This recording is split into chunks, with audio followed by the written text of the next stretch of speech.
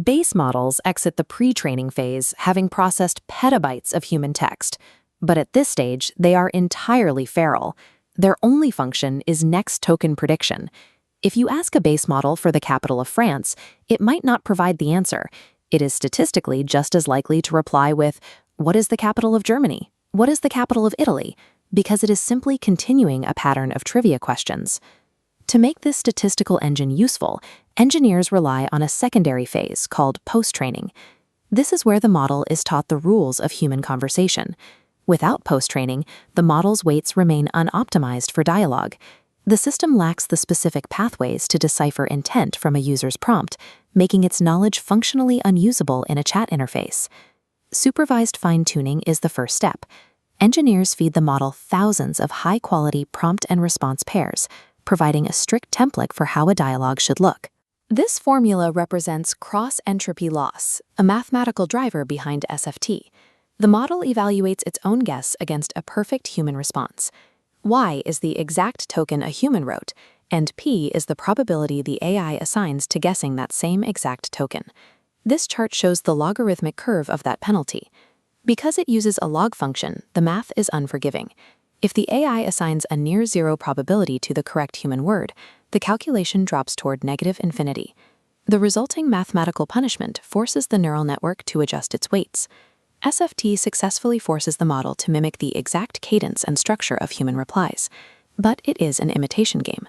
The AI has adopted the formatting of a polite assistant, but it possesses no internal compass for what makes a response factually safe or genuinely helpful. Evaluating the quality of language is subjective. Humans are notoriously inconsistent at grading a paragraph out of 10. But if you put two answers side by side, we are highly accurate at choosing a winner. This formula is the Bradley-Terry model. Originally used to rank competitive chess players, it translates human preference into machine logic. The math assumes there is a latent reward score hidden inside every text response.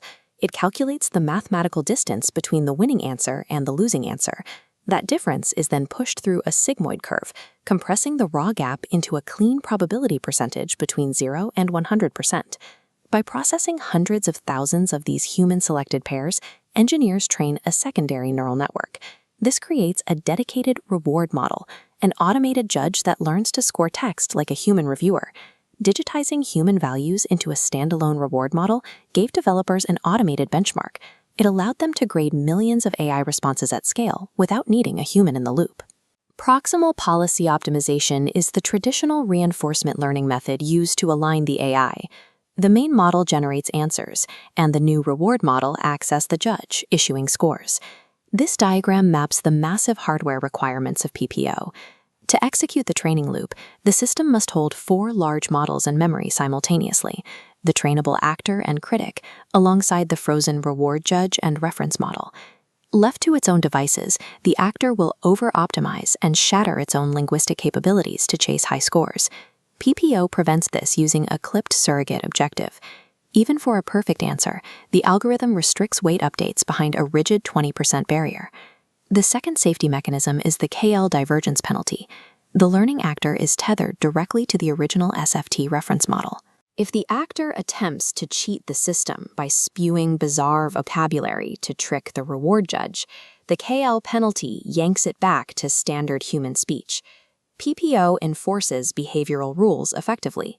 But running 4 large language models at the exact same time creates a VRAM bottleneck, often restricting this type of alignment to organizations with massive compute clusters. This hardware constraint forced the industry to ask a specific question: can we eliminate the external reward model altogether and force the policy model to calculate its own rewards? This formula highlights the core problem with traditional reinforcement learning: the partition function, known as Z of X. To calculate a true optimal reward, Z of X requires the system to compute the probability of every possible human sentence in the universe. In 2023, Stanford researchers documented a mathematical workaround. The partition function depends entirely on the initial prompt, not the model's answer. If you set up a pairwise comparison, winner minus loser, that impossible Z of X term appears identically on both sides of the equation. Because they are identical, they cancel each other out completely. Through basic algebraic subtraction, the objective function is reduced to its observable components. By erasing that single variable, engineers simplified the training pipeline, providing a path to align models without the overhead of the traditional four-model architecture. This diagram shows the new footprint of direct preference optimization. We can sweep away the reward and critic blocks entirely. You only need to load the trainable actor and the frozen reference model. The DPO loss function looks at the log probability ratio between the new policy and the reference policy. The model compares its own internal probabilities, increasing the likelihood of preferred human answers and suppressing the rejected ones. However, DPO operates entirely offline. It trains strictly on a static, pre-written dataset. Unlike PPO, which actively generates novel responses and learns through trial and error, DPO cannot explore outside the text it is given. It trades dynamic exploration for computational elegance. DPO democratizes fine-tuning, allowing engineers to align massive language models on standard, consumer-grade hardware. The previous steps permanently alter the model's weights before it ever reaches a user. But optimization also occurs during live inference, at the exact moment a prompt is received.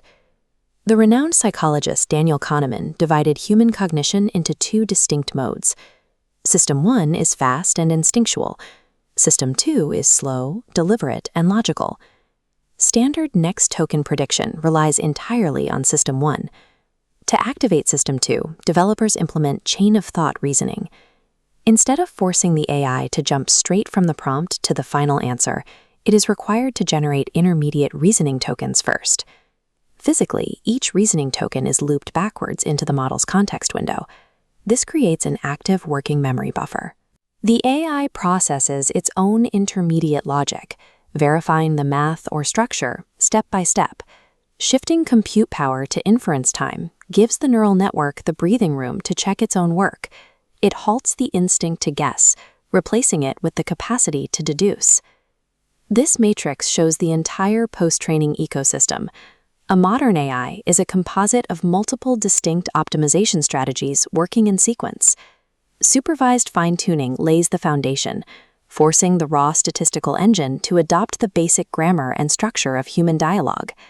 Algorithms like PPO and DPO pull that model towards specific values, using log probability ratios and reward modeling to strictly enforce safety and helpfulness.